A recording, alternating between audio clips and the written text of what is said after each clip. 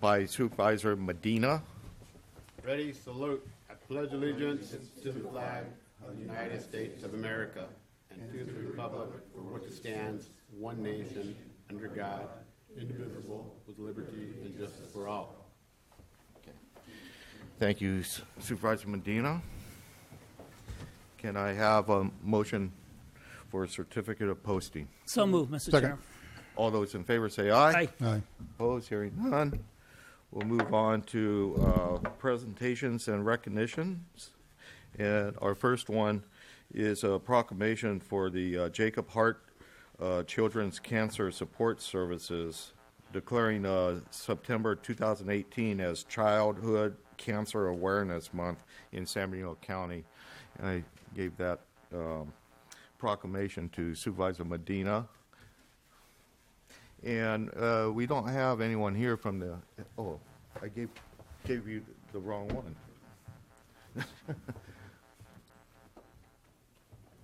Sorry. There we go. Okay.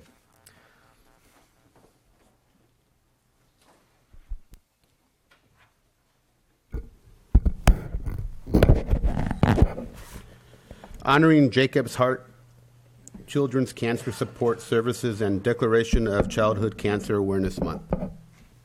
Whereas the character of our community is revealed in how we treat our most vulnerable. And whereas each year, 1 in 285 children in our community are being diagnosed with cancer. And whereas cancer remains the leading cause of death by disease among children, more than asthma, diabetes, cystic fibrosis, congenital abnormalities, and AIDS combined. Now, therefore, be it resolved that San Bernardino County Board of Supervisors do hereby declare September as Childhood Cancer Awareness Month in the County of San Benito, and do hereby honor Jacob's Heart Children's Cancer Support Service for 20 years of outstanding support to our community, and acknowledge the organization's contributions to Childhood Cancer Awareness Month, honoring children with cancer in our community. Thank you. Thank you, Supervisor Medina. The next one, we have another proclamation, declaring August 12th to the 18th, 2018 as Health Center Week. Supervisor De La Cruz, I believe, has Yes, that. thank you, Mr. Chair.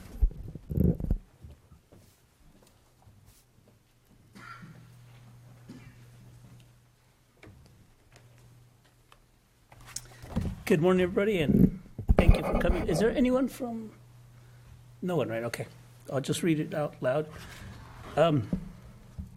Proclaiming Health Center Week in San Bernardino County. Whereas for over 50 years, America's community health centers have provided high-quality, cost-efficient, and accessible primary and preventive care to all individuals, regardless of insurance status or ability to pay. Whereas health centers are located in medically underserved areas and locally controlled by patient majority boards, making each health center responsive to the needs of the Pacific community it serves. And whereas health centers remain committed to preventing and expanding access in the community they serve, ensuring that the promise of coverage is translated into the reality of care. And therefore, Healthcare Center Week offers the opportunity to recognize America's health centers, their dedicated staff, board members, and all those responsible for the continued success and growth of the program since its creation 50 years ago.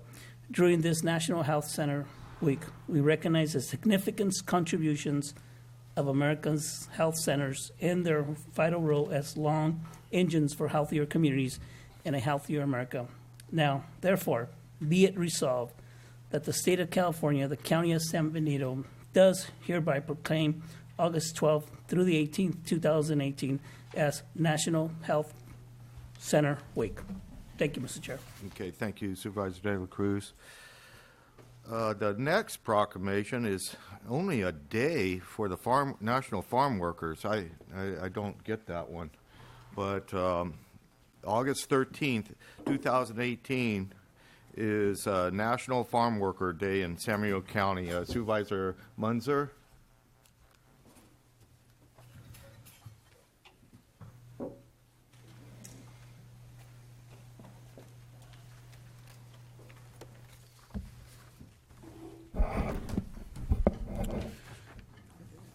I'm very proud to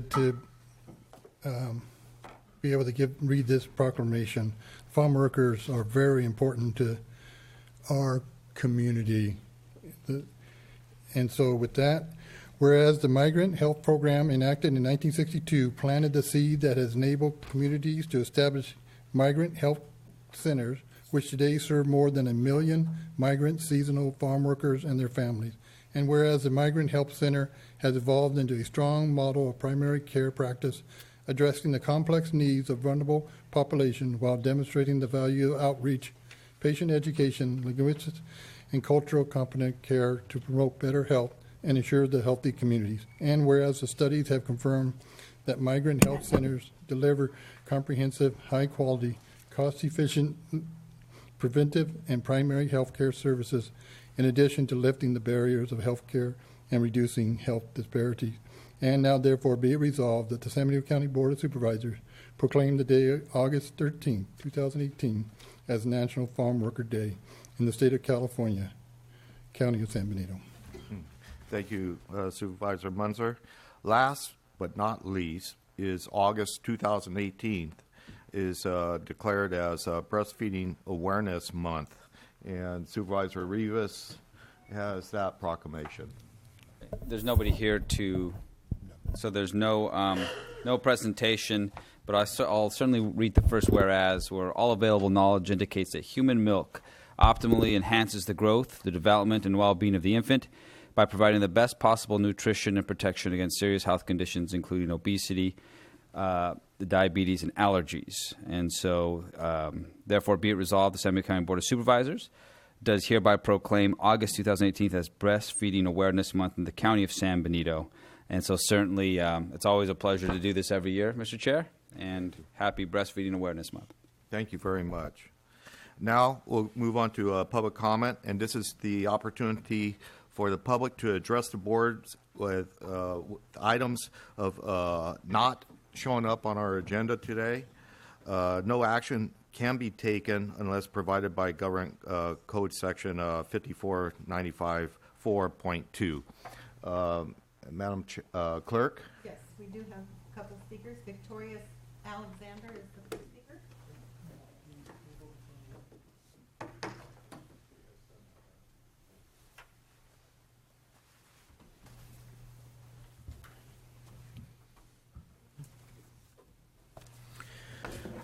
Chairman, Board of Supervisors, Gary Richard Arnold. The deep state has been involved in our own local communities. There has been threats of injury to people and to property by supervisors from the Santa Cruz Board of Supervisors. A group that has been meeting for over a decade called Freedom Forum was threatened and have been threatened again. We also see that moving authority from each city and county to a Soviet is not covered by community TV. I'm referring to AMBAG. Funds from billionaire foundations fund it. I doubt that there's a person in here, or very few, that know about AMBAG.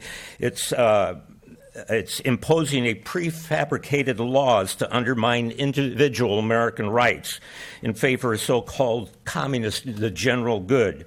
AMBAG has contracts with ICLEI. ICLEI is a front for the United Nations and the World Bank. This is actually a violation of the Logan Act. Your county council should be concerned.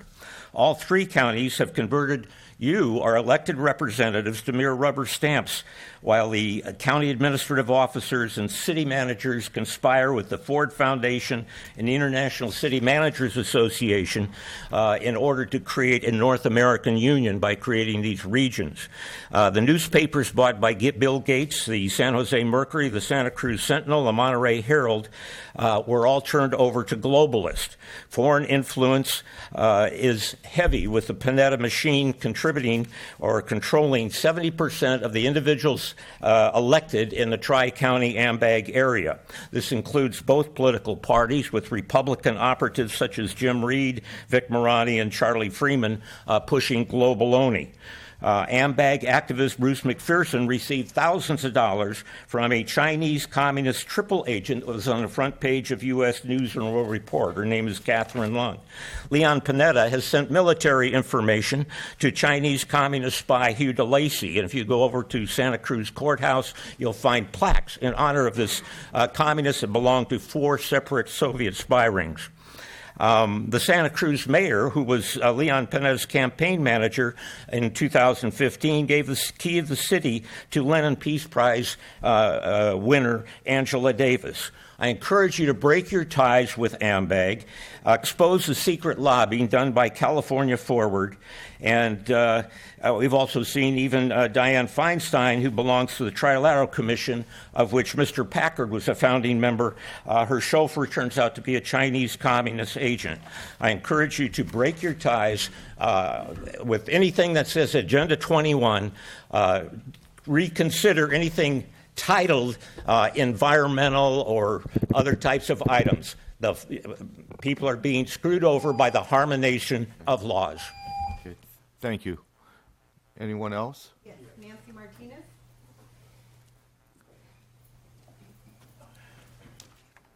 Sorry about that. I let Gary go before me because I was doing the video. But I want to be able to say thank you, Gary, for your leadership. My name is... Excuse me. I think we called up Ms. Martinez. I'll wait till he's done. Oh, okay. Before that, it was Victoria Alexander. Yeah. All right. I was doing the video. Oh, okay. I'm sorry. Yeah, I apologize. I was trying to video record Gary. You have 3 minutes. Yeah, thank you. Sorry. I do appreciate your leadership, Gary, speaking liberty and truth to political power. My name is Victorious Alexander, Victorioso Alejandro. But anyways, I'm from Santa Clara County, and I've been going around to all county board of supervisors, video recording it on First Amendment, being able to participate, come in here and weigh in on the public-spirited perspective, and just scrutinizing the Brown Act and seeing what counties are in violation of the Brown Act. And I want to be able to share, my experience of my first time coming here. It's very welcoming. It's a very nice facility. I would say to the county council that you need to scrutinize the Brown Act, because the light item package with all the reports and addendums should be in the back for members of the public to be able to scrutinize, circumspect, and be able to come up in here and make qualifying statements. The package is not back there, so I can't really comment on anything. So if you can please look at that, that'll be very important to give the public the edge of coming in here and making those qualifying statements. But I want to be able to share that I noticed in all counties, out of Santa Clara, Santa Cruz County, there's a lot of stuff that they're doing, the establishment is doing, to marginalize members of the public from participating. First of all, Santa Cruz County, they have their light item agenda package put way in another room, about 60 feet away. Wherever the public meeting is taking place, the light item package with all of its reports need to be there for members in that room. Not a different room, but this room. I want to be able to inform members of the public that the censorship with the establishment, with county board, from Santa Clara County high politics to Santa Cruz County politics, are making it very difficult for members to just come in here and do this, to be welcome. This is not for the privileged, the powerful, the influential. This is a community of equals where everybody should be able to come in here and just participate and be cool about it. We can't let our politics go to our head, right? We have to allow members to come in here and weigh, just like Gary Arnold was able to share that. Very illuminating. And we want to continue to illuminate members of the public to help liberate them from this diabolical hegemonic vortex of evil that's sucking us all down into the abyss of rootless hedonism, and we all get it. These are the trying times. In the story of decline, we just see all political systems in the Bay Area, in different states, just rapidly disintegrating. So what we could best do is strengthen our First Amendment. I do appreciate you guys doing the pledging the allegiance openly and out loud. because that's encouraging. A lot of other counties don't even do it. They do it in silence. So, and I do appreciate that. Thank you. Thank you. I guess now, Ms. Martinez. Good morning. I'm Nancy Martinez, and I think you're probably all familiar with me. I recently filed a lawsuit in regard to my son and what occurred to him in San Benito County. Well, since then, the suit has been done, and the verdict was in the favor of San Benito County. Doesn't mean it's over. That's just a bump in the road. That's step one. San Benito County has been knowingly abusing mentally ill people for seven years that I can prove. Now, during that time, not only have they been abusing them, they've tried to make mental illness a criminal act. This is something that I'm fairly certain you're all aware of because you're all on tape talking about it. You've also had it brought to your attention through your grand jury. And at that point, as I recall, the funds for the grand jury started to disappear.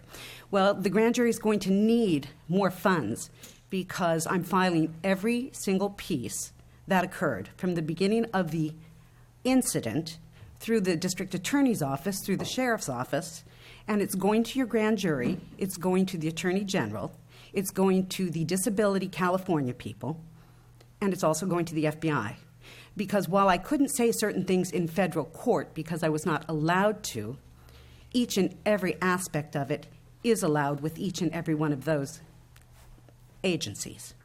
So my feedback to you would be to do what Monterey County has done, to take note of what happened. Since this has occurred, I've had 23 people come forward to me, and I will be advocating for them. I will also be filing grand jury reports for each and every one of them. So your grand jury is going to be extremely busy. Now, each and every one of them has the same sort of story to tell about abuse, about going to a hospital that's not even a designated hospital for people who have mental illness, about lack of mental care, about being placed into a jail where it was no mental illness being afforded to them. And I've had all of it. I've dealt with your sheriff's department and heard them actually state that they have the same policies in jail that they do in the hospital. So either your sheriff's department is completely ignorant of their own policy and procedure manual, or they're just out-and-out liars. So that's up to you guys to find the difference. My feedback to you is, how can you have allowed this to go on all these years, knowing it and discussing it, and just letting it go? Because I've heard it said it only affects a few people. Well, guess what? I'm one of those people, and I'm certainly not going to go away. This is going to be dragged to the forefront, and it is going to be fixed. Okay. Thank you. Thank you. Susan Logue.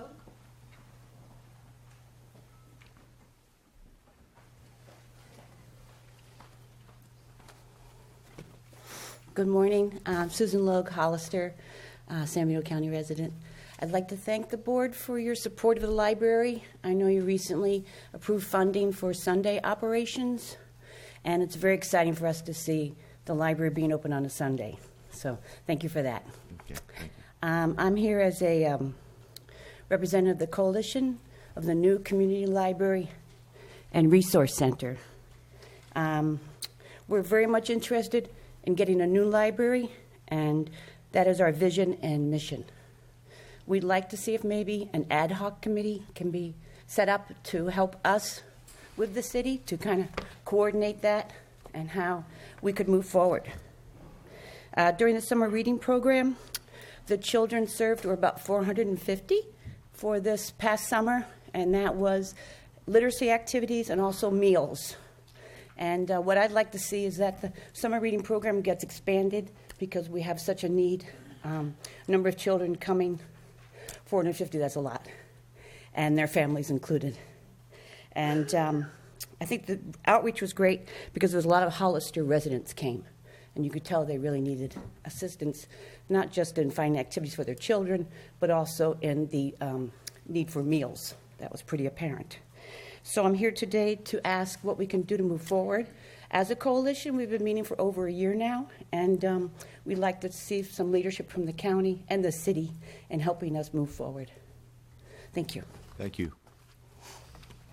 I have no other speakers. Okay. Would anyone else like to address the board?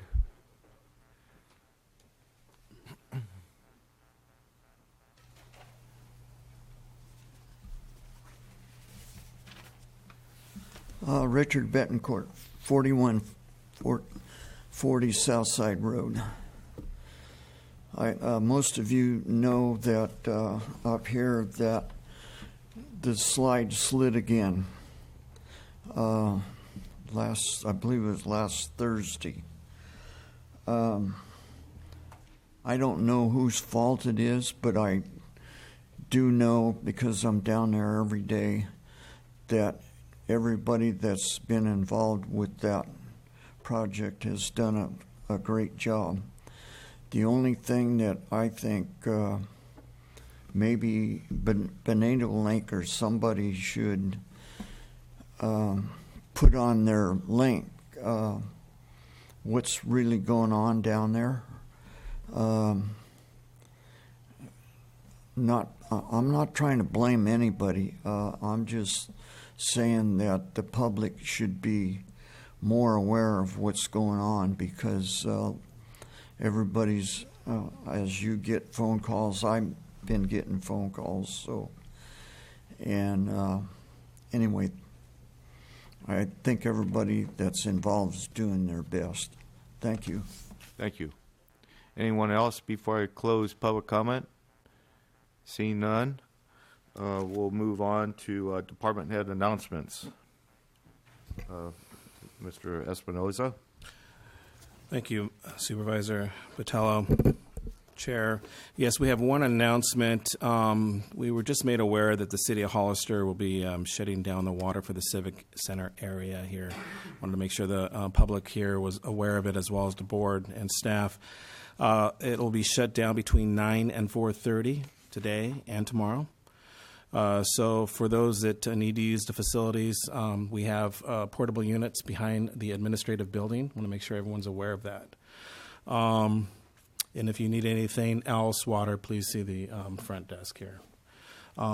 That's, I think, all the announcements that we have, Mr. Chair. Okay, very good. We'll move on to board announcements. Supervisor Medina. None. Supervisor De La Cruz. Yes, one announcement, Mr. Chair. I'd just like to congratulate former City Council member Ray Friend as he resigned yesterday from this Hollister City Council, and wish him well in his endeavors, and I guess he's retiring.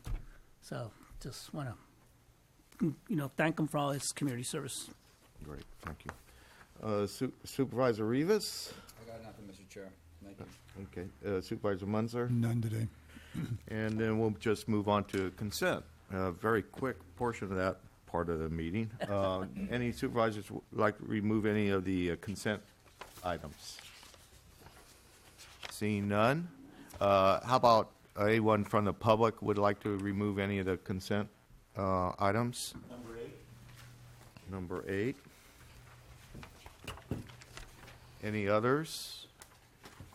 With that, I'll bring it back to the board for a motion. So moved, Mr. Chair.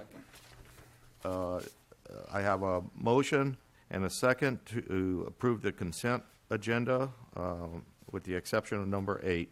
All those in favor say aye. Aye. Aye. Opposed? Hearing none.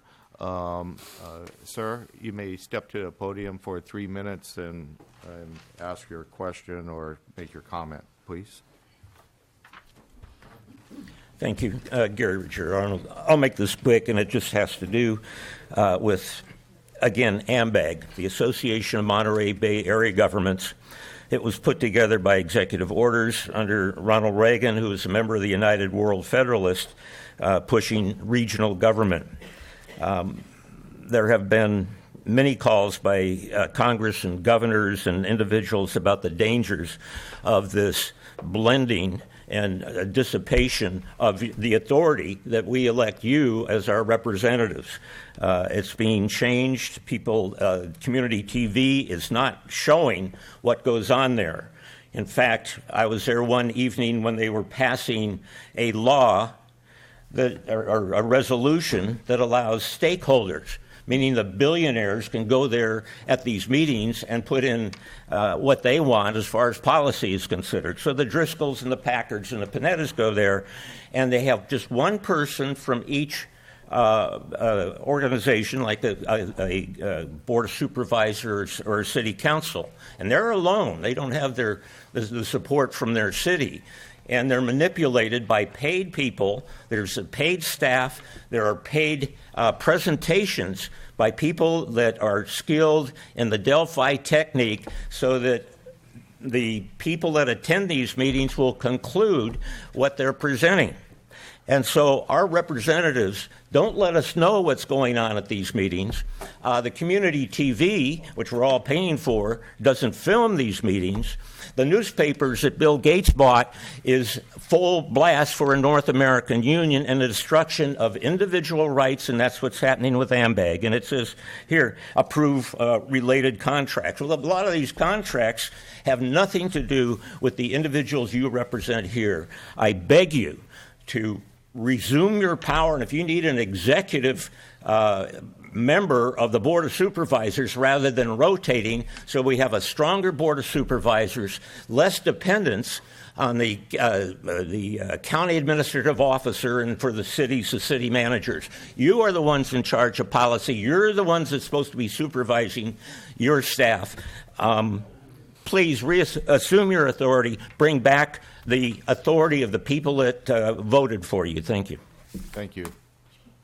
Anyone else from public would like to comment on this item? If not, I'll bring it back, close the public comment and bring it back to the board for a decision. Motion to approve. Second. All those in favor say aye. Aye. Aye. Opposed? Hearing none. We'll move on to our regular agenda. Item number 27 is a presentation from the Samuel Water District, Jeff Catano. Say, you have anything else to add to that? Thank you, Mr. Chair. Thank you, Mr. Chair. Yes, we have the privilege of having our San Bernardino County Water District Executive Director here, Jeff Catano. He's going to go ahead and present to you an item concerning the basin area and requesting your board to approve support for that. Again, their office has been spearheading some items in the Pajaro River area and the basin area, so there's been a lot of activity to try to help reduce some of the issues that we've had with flooding and other things. So this is, I think, going to be a really good thing. So, Jeff Catano. Good morning, Supervisors. Jeff Catano, General Manager, San Bernardino County Water District. So, as you know, the San Bernardino County Water District is the Sustainable Groundwater Management Agency for San Bernardino County, and we are in the process of preparing the Sustainable Groundwater Management Plan. The work that we're going to be doing on the Sustainable Groundwater Management Plan is separate from the other issues that we're working on with flooding and water and other outside water supplies. There is a nexus with the Sustainable Groundwater Management Plan and some of our projects, like the Pacheco project that we're working on with Santa Clara County. But what I have before you this morning is a request that the 4 subbasins that you see before you, the Bolsa, Hollister, San Juan, and Tres Pinos Valley basins, be combined into a single basin for management activities and plan preparation. This is before the DWR right now as a request to do this, and the reason for doing this is not to actually change any of the management activities that will be in those 4 basins, but to simply simplify the process so that we can prepare a single plan for those 4 basins rather than having to prepare 4 separate plans. If we did not combine those into a single basin with the boundary modification, DWR would require us to prepare 4 separate plans. In the preparation of a single plan, there will still be 4 different management areas and different activities that will be engaged in those different management areas based on what the conditions and the issues are in those basins. But again, it allows us to prepare a single plan and then combine like plan activities into the single plan to make it simpler and easier for us to manage. So that's basically all I have to report to you today on this. The only other item is that we are beginning to work with our technical advisory committee. That first meeting is going to be held next Wednesday, and that's just going to be a kickoff meeting. And you do have a representative that we've requested from the county to be able to sit on that plan and help us work through that. If you have any questions, I'm here to answer them today. Any questions from the board? Supervisor De La Cruz? Yes, Jeff, would there be an overlapping on the CVP, San Felipe water, in other words, Zone 6 and Zone 3? Zone 6. So Zone 6 is within those basins. There is a piece. Zone 6 is incorporated in San Juan, the Bolsa, and the Hollister subbasins, not in the Tres Pinos Valley. So it's going to overlap those three subbasins. There will be some areas in there, but not the entire subbasins are included. I mean, not the entire subbasin is included in Zone 6. So, like in the case of the San Juan subbasin, the southern portion of the San Juan basin that goes past Paicenas and into the Paicenas Valley out there is actually part of the San Juan subbasin, but Zone 6 does not include that. There will be management activities that will be specific to Zone 6 because that has the federal contract. Right. So there will be differences in the management activities in those different basins depending upon what the water supplies and the issues are in those basins. Okay. Okay. Any other questions? I'll open it up for public comment. Anybody from the public would like to comment on this item? Seeing none, I'll bring it back to the board for a motion for the letter of support. So moved, Mr. Chair. Second. All those in favor say aye. Aye. Aye. Opposed? Hearing none. I guess that's it. Thank you, Jeff. Thank you. Okay. Yeah, thank you, Mr. Chair. Yes, we have item number 20, I believe it's 28. 28, and this item is continued from our last board meeting. We ran out of time to cover this, so we have Kevin O'Neill here, our OES EMS Director, Manager here, to discuss the winter storm and discuss the levies and the cost recovery with that. And your board had requested this particular item, so we have Kevin here. Good morning, Mr. Chair, members of the board. Just give me 1 second while I pull this up, please.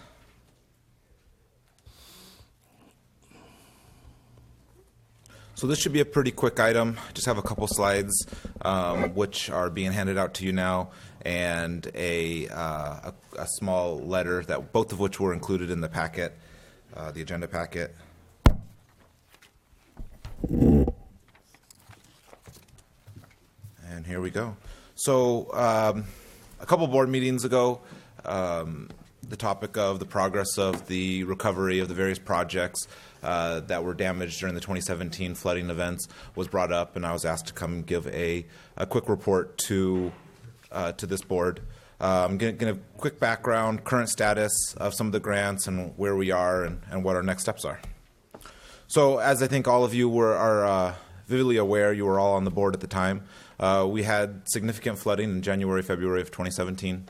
We actually experienced flooding a total of 5 times. The county proclaimed a local emergency, as did the governor of California, and the president 2 times proclaimed a major disaster in San Benito County as well as numerous other counties in the state of California. There were several big projects and small projects, some of which have been completed. You can see here's where the dates are. But we've been working with an outside consulting firm to help manage these projects, which has been going well. It's been money well spent, helping us navigate the waters.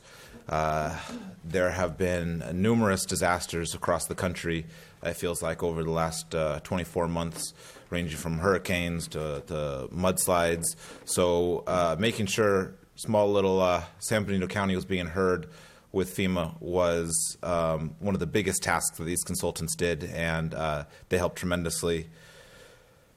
Right now, we're basically managing two grants: the earlier storm, which is 4301, and the later storm, which is 4308.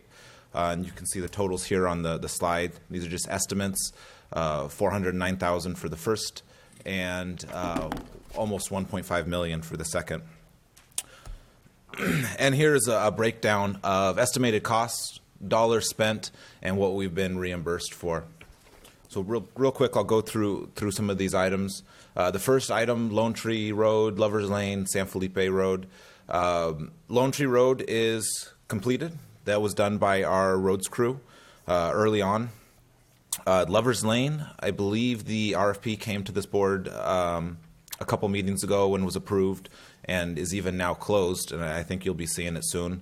It's being managed by RMA. And the San Felipe Road, the same thing. It has been to this board, but it is still open. I checked just before the meeting to see that it was online.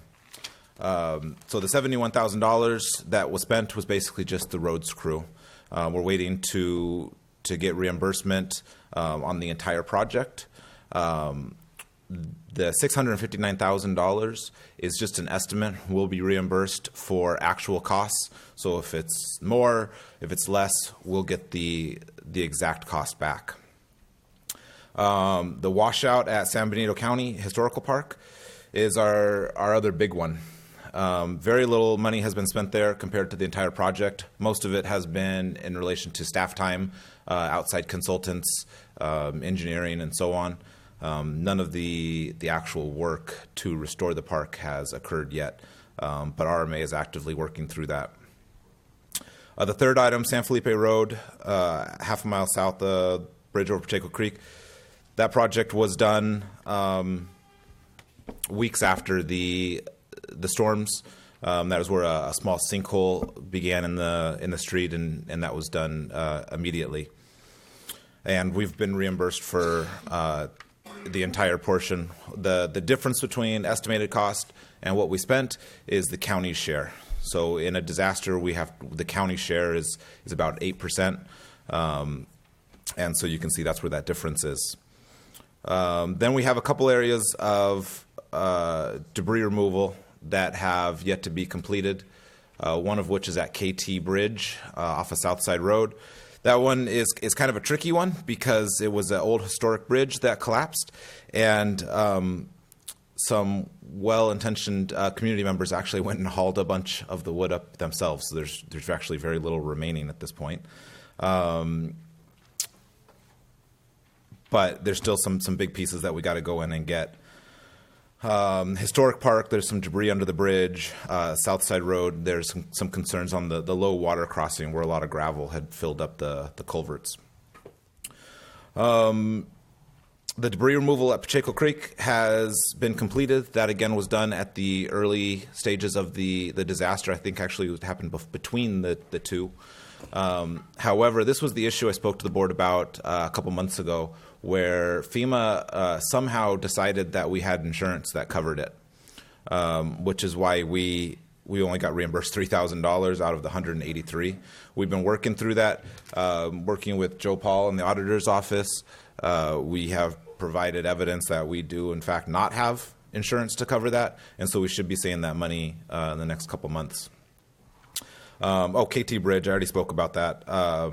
And then the last is the emergency protective measures. So that was when we were in the heat of the battle and we were responding and out at the Dunville area. It was all the costs associated with that: food, staff time, etc., which equated to about $84,000, of which we're still waiting to get reimbursed. So as you can see, totals estimated cost is about $1.8 million. We've spent about $500,000. And we've been reimbursed to date about $110,000. It's a slow process. Normally, it takes at least 3 months once we get notice that they're going to cut us a check to actually receive that money.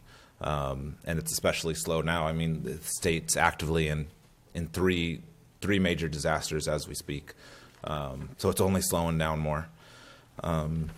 Next steps. basically continue managing the projects that are going on, both of which live at RMA right now as the public works projects, and the wheels are moving and they're getting work done, and so hopefully we'll see some progress and some permanent repairs in the coming months.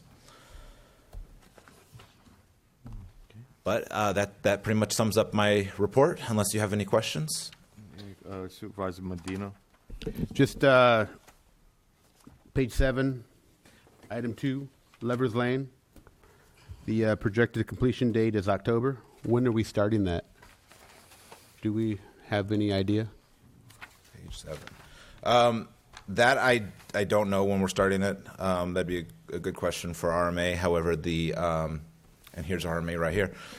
So I'll just go ahead and defer to Mr. Girton. Thank you. All right. Kevin. I'm not RMA. I just represent RMA. There's a lot to RMA. So the Lovers Lane contract will be coming to the board at the next board meeting for award, and then we'll start construction in September. Thank you. Done back to work. Mm-hmm. Thank you. Any other questions from the board?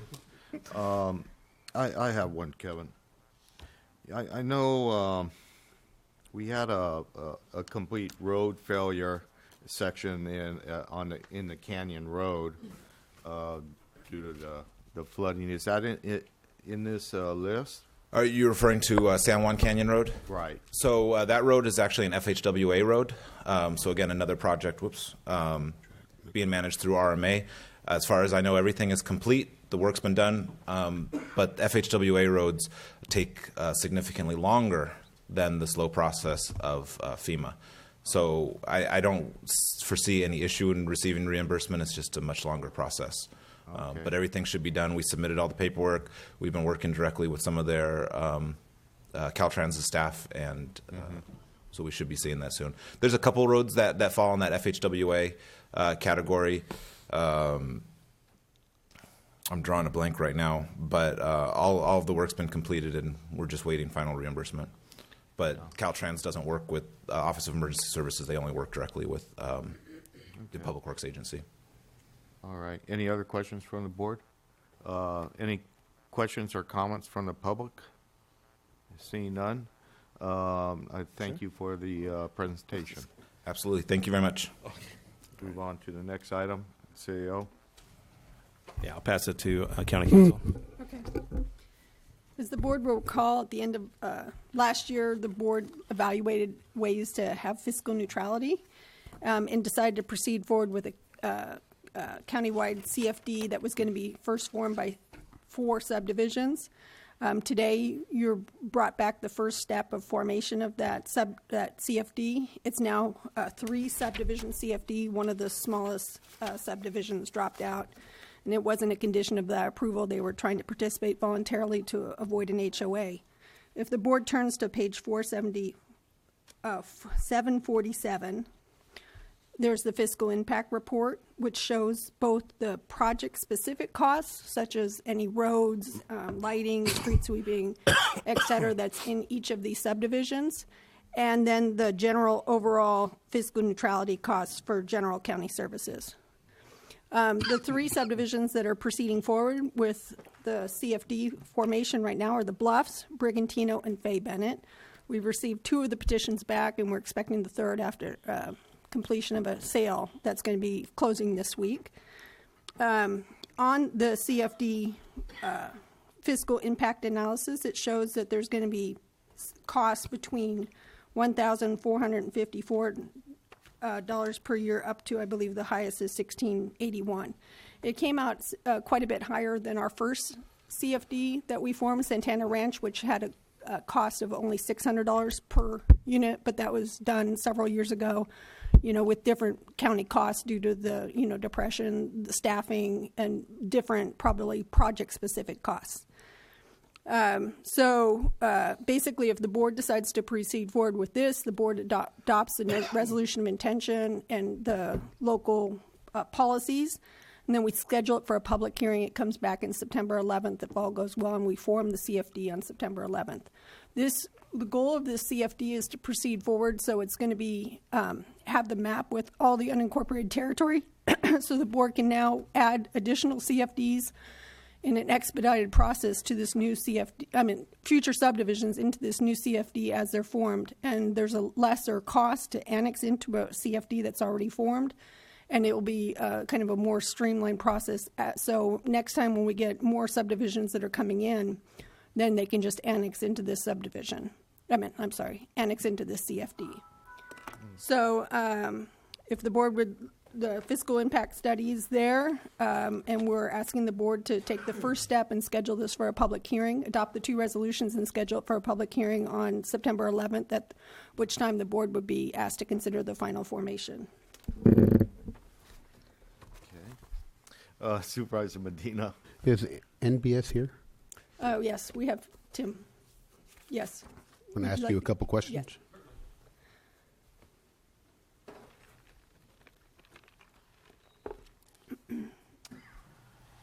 Good morning. Yeah, Tim Sufert from NBS. Thank you, sir. Just looking over the entire pamphlet or the research that was done, I have no problems with, I think, the property tax, I think it was the property tax, it was the unsecured property tax, the tax in lieu of, the documentary transfer tax, the area sales tax. When we get to page 9, table 11, other county revenue, this is where it becomes a little bit questionable.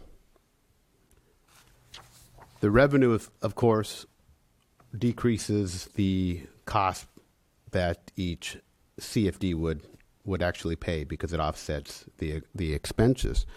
What I'm wondering is, are we overstating these revenues? Because there's a couple questions that I looked at.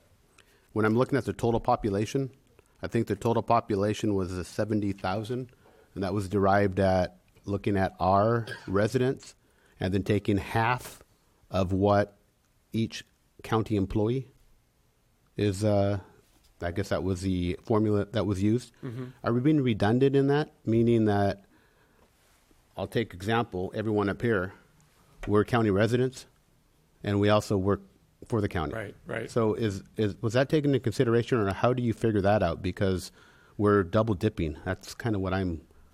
It is a question that I've often asked myself. It seems to be the sort of standard that is used all over California when doing a fiscal impact analysis to use that kind of metric of all residents and half of employees, but knowing that there certainly could be some double counting. But then you think about it, what do people actually do? If they're employed, they go out to lunch, they buy things, they commute, that kind of thing. But that's included in the sales tax. This is not the sales tax. This happens to do with the other county revenue also. That's what I'm more interested in, because when you look at the other county revenue, that's almost over half of what everything else is. And that's, looking at, I think the other county revenue was $25 million. So when you look at the multiplier, right, the revenue was $426,000. And that's where I'm stuck on it, because I believe we're overstating that number. Overstating the revenues. And if we overstate the revenues, then we're really understating the expenses that should be carried on by our CFD. And right. I do not want to get into the problem where 5 years from now, we have the same thing at Satana Ranch, where we're at, what did you say it was per person? Or per house? It was 600 plus there's been a COLA, so it's it's over 600 now. Okay, so we're looking over 600 now versus these people here are paying, I believe it's anywhere from 12 to 16? 14 to 16. 14? 14 to 1,600. So right. that's the only question I had, is, and I don't think we can explain that, the population of 70,000. It's just we're taking a national standard, I take it. That's what you're referring to? It's just it is a typical convention on how you treat residents versus, employees, if you will. I definitely can research this and get back to you. Robert, help me. Yeah, I think we can two options still for the amend. board. We can still proceed and amend if we needed by September 11th. Yeah, is the board comfortable with proceeding now and bringing that answer back on September 11th? And if we find something within the next 2 weeks, we could bring it back at the next meeting as well. Oh, Joe Paul, I'm sorry.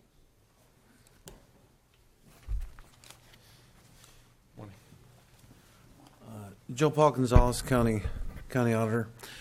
I could tell you that I have participated in at least, somewhere around a dozen studies. And in all those fiscal studies, that is the methodology that's used. It's a standard practice or methodology. And if you look at any one of those fiscal studies, this is how they're those revenues are calculated. So I don't think you're going to find anything different and on how revenues are calculated. Great, thank you. Is that, you have any more? That was the only question I had. When I read this report and the methodology, it just went, it confused the heck out of me, be honest with you. I just don't, know we have to put these CFDs together and figure out some sort of cost that reflects, the cost of development and so forth, and get somehow get closer to neutral. But geez, I don't quite understand why one development would pay more than the next development, and why there's a difference. And how are we going to keep track of all this? In my mind, whether the house is across the street or this house right here, it should have the same cost for government services. If you look at there is a standard cost for everybody that's in there, but then there are subdivision-specific costs that will vary slightly. Does one have a little more landscaping or a little less? The roads are a different, quality or what have you. That's the reason there is a differing amount within the three subdivisions. And we did have a lot of discussions about those project-specific costs. For example, one of the projects has a park, which might be used by the neighboring subdivision. So there was some discussion about the allocation of the cost between those two subdivisions and the percentage that the park would be used by the one subdivision versus, the percentage that we could allocate out to the second subdivision. All right. So it's just basically based on the number of units. The number, like how much road, whether they have a park, what their lighting is, sizes. They do vary in size, the different subdivisions. And these methodologies have really, we've just learned over the years, right, to with new conventions and what have you. This is a pretty standard approach across the state for what it's worth. Obviously, there are assumptions, right? It's assuming certain behavior. Somebody could buy a house and leave it vacant for a year, and obviously their real costs are less, right? But we have to start somewhere with certain assumptions. So, and I have to say that tend these to be are middle of the road maximums too. Supervisor Medina. Supervisor Bertello did bring up a good point, which I did not elaborate on. Is how will we track this, and how will we make sure that we provide the services to the three CFDs? Specific. I understand the part where it's pretty much the administrative part of it, but I'm more worried about the project specific. Right. Well, there's a certain amount of fund accounting. I don't know if Ray, you want to get into that or how this will roll going forward, but it currently happens with the CSAs and what have you. That's not a good example right now, sir. Sorry to bring that With up. all due respect. Okay. All right. Any other questions for the Oh, board? I still haven't had my question I'm sorry. answered.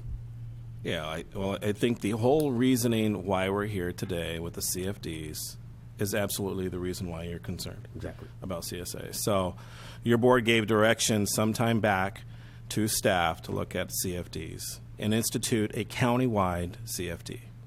So here we are today, sometime later, with that. And the reason why, the essence, the core reason is to provide better service. And ultimately, that's what we're trying to get out of this with these numbers, and to make sure we have the funding for RMA and having the right staff in place. Ultimately, that's the reason why. But how are we going to follow it to make sure that it's done? Is it going to be the same as the CSAs, or is there a different process or different control? That's what I'm more interested I'd like in at to. this point. I'll go ahead and invite up our RMA director,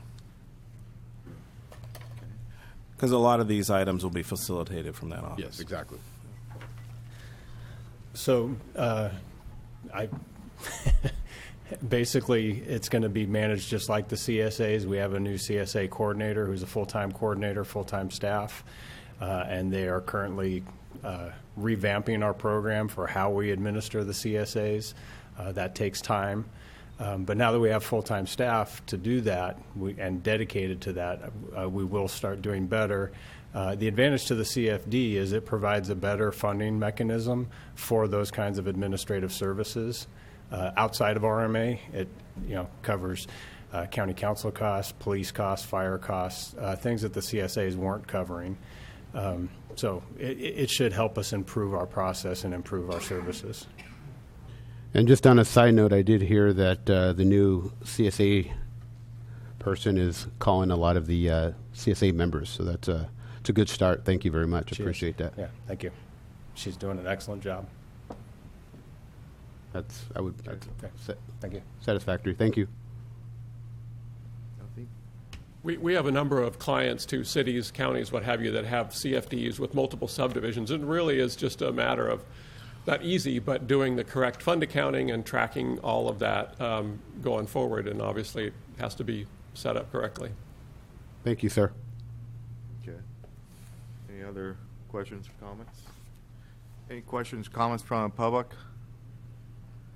Seeing none, I guess we need to we're not adopting these resolutions today. We're adopting these resolutions today, which basically start the process, and then we'll be coming back on September 11th for the finalization.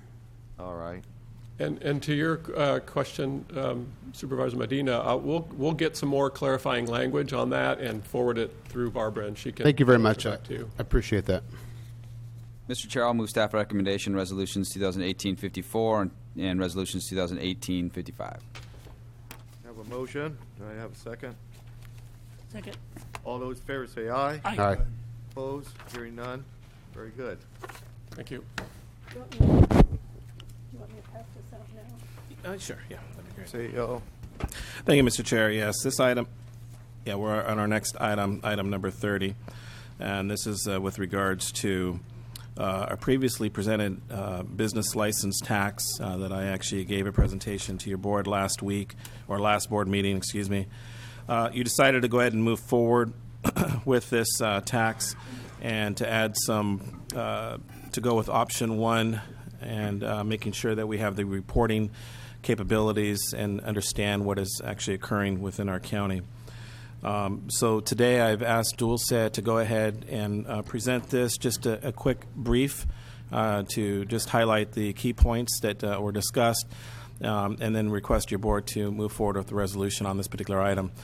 We have our clerk handing out a revision to the resolution. There was a couple of slight edits that we wanted to make sure that your board had, and they were just they were directive from your board at our last board meeting. So with that, I'd like to go ahead and pass it on to Dulce Alonso, our management analyst. Good morning, Chairman and board members. My name is, for the record, my name is Dulce, management analyst here with San Benito County, and I will be reviewing the business tax ordinance. The county has worked with HDL consultants, and they conducted a study that was brought forward at the last board meeting. So a little bit of the overview. We're going to review the background, the proposed measure, then we'll go over timelines and analysis, and then the next step to bring the measure on the November 6th election.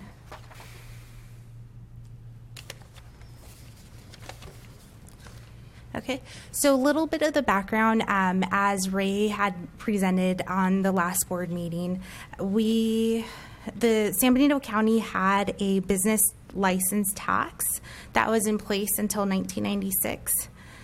And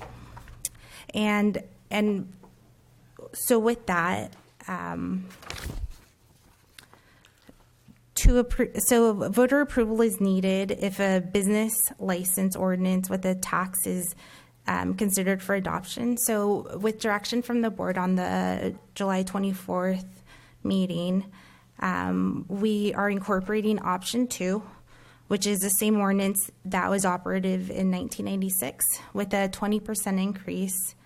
And this option is expected to bring $453,600 a year in business tax revenue.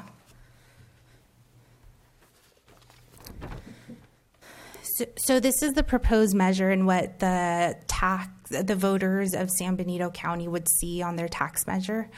In order for the question requires approval of a simple majority, which would be 50% plus 1 of the voters, and this measure will be submitted to all voters in San Benito County. The business tax license imposed by the ordinance is a general tax.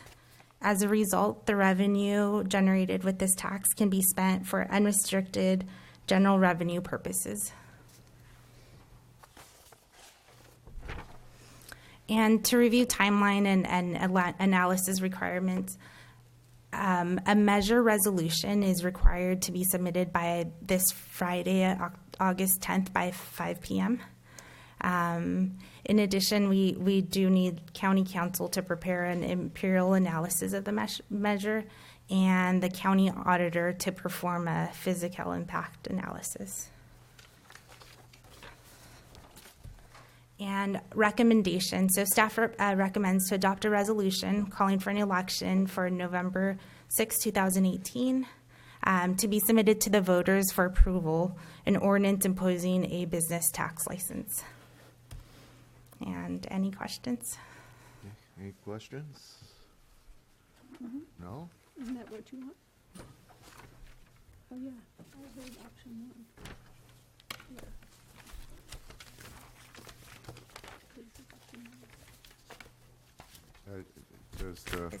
Yeah, so I just wanted to make one slight correction. I believe Dulce had mentioned on the background option number 2, but your board was going to move forward with option number 1, implementing existing ordinance with the 20% increase. So that was the one. I just wanted to make sure there was a slight wording. I just want to make sure for the record that's was stated. Sorry.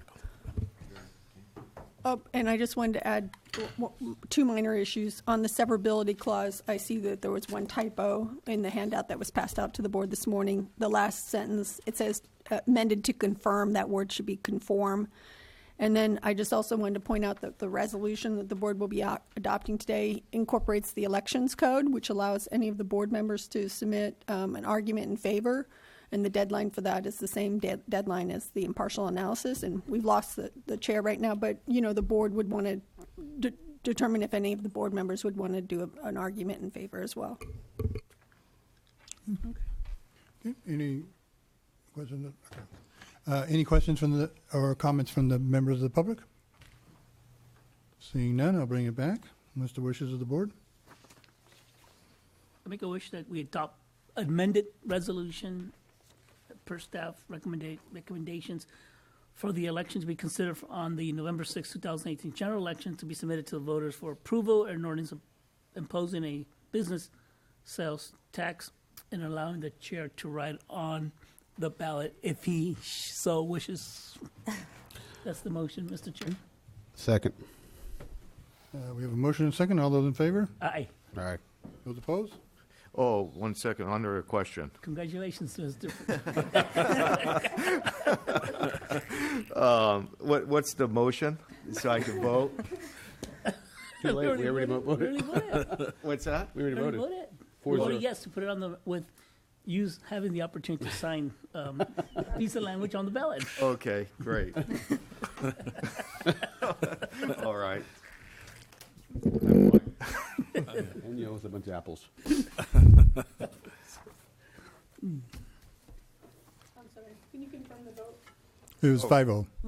Yeah.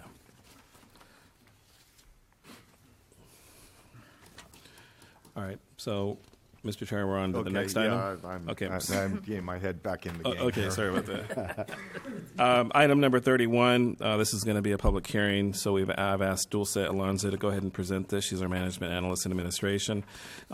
She's been doing some great work with this. It's been some time for us to move forward with a new fee schedule within the county, but she's taken on this by looking at it from a county-wide perspective. So she's actually here to discuss the master fee schedule to really kind of keep a better handle and control on our fees within the county. So it's a pretty big undertaking. So, Dulce? Oh, thank you, Ray. For the record, my name is Dulce Alonso, management analyst. And this item was brought to you at Will Dan conducted a study, and it was brought to you at the last board meeting. The study took roughly over a year for them to conduct, and I am incorporating their suggestions into this master fee schedule. And in addition, I have asked department heads if they could have staff here, if you have any questions specific to any specific fees. Various department heads are here to answer your questions.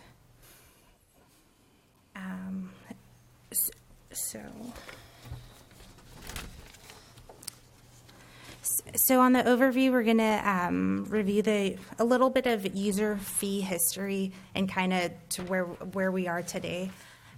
We'll review the master fee schedule process, the fee type definitions, and then fee summaries and next steps. So in California, local government has been limited on how they can tax and what types of fees they can charge. And really the propositions above have kind of funneled the way that we are able to charge fees. Process. So we started with a comprehensive user fee study that incorporated a majority of the county with the master. As staff evaluated the best practice to update the consultants' fees. Some fees were established by ordinance, others by resolution. So before you, we're bringing a master fee, which is an ordinance that will bring all the fees in one area where we can update once a year, or if there is federal or state mandates, we can update as they come in. But really the goal with this master fee is to recover close to 100% of actual cost.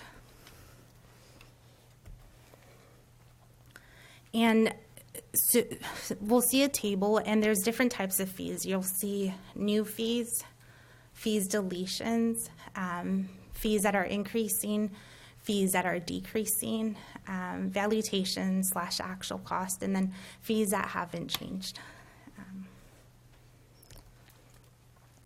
So here's the fee summary by department.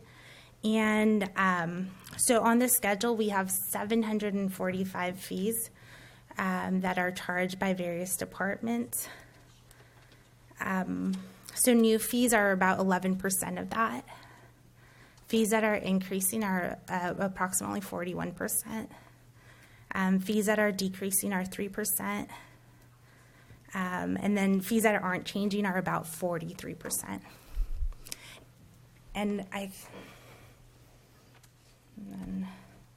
So the next step is, so today I'm introducing the ordinance. I'm requesting the waiving the reading of the San Benito Master Fee Ordinance. On August 21st, our next board meeting, you will see me up here again, continuing the ordinance board meeting for further consideration and adoption. And if adopted, we would like to incorporate the changes a month from there on August 24th of 2018. And any questions? Okay. Any questions from the board? If not, I'll go ahead and open the public hearing. After. Oh, I'm sorry. I'll get it after. Okay. Anyone from the public would like to comment? Or Seeing none, I'll close the public hearing. Supervisor Medina? I just want to make sure, when I looked at all the different increases, and they are well within what we need to charge. But once again, with that increase becomes better customer service. It's taking care of our residents, taking care of everyone that comes into these offices. If they're spending more money on something, they expect better service. So let's just make sure we continue to keep that in our minds, and we, as leaders, we explain that to all of our workers. Thank you. Absolutely. County Council? Oh, yes. I just wanted to note that there was one change on page 10 for the county council fees, where the last line on line 2, where it says surcharge fee, if we could also add in-house counsel, $125 per hour. Okay. With that, I'll entertain a motion.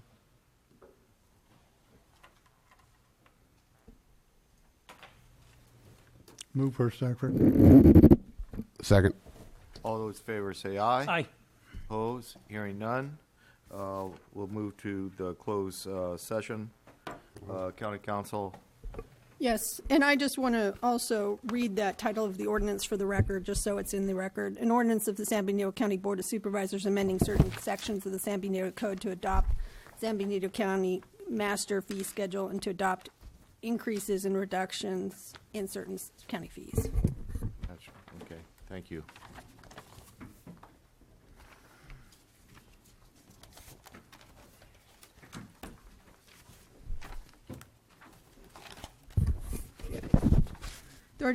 Closed session, public employee appointment, title interim county council authority, government code section 54957. 33, closed session, conference legal counsel of significant exposure to litigation pursuant to D2 and E2 of government code section 54956.9, number of cases 1, facts and circumstances justifying closed session, email regarding River Parkway EIR. Number 34, closed session, conference with legal negotiators, designated representatives, Ray Espinoza, Joe Paul Gonzalez, Elvia Rocio, Steve Coffey, Daniel Torres Wong, Mark Gregerson, employee organizations, institutions, association, law enforcement, management, management employees group, SEIU Local 521, Deputy Sheriff's Association, confidential employees, confidential management, appointed department heads, unrepresented employees, pursuant to 54957.6. 35, conference with real property negotiator regarding 3239 Southside Road, 020320031, Hollister, California. Agency negotiators John Gurton, Adam Goldstone, Ray Espinoza, James Riding Sword, Barbara Thompson, Irma Valencia, and Mike Zyman. Negotiating parties, Farm Labor Association, Pat Wirtz, President. Under negotiation, price and terms of payment, 54956.8. And lastly, number 36, closed session conference with legal counsel, anticipated litigation, number of cases 2, authorized by 54956.9, D2 and E1. Okay. All right. Thank you. We'll Thank you. go to, any comments from the public before we go to closed session on any of the closed session items? Seeing none, we'll go to closed session.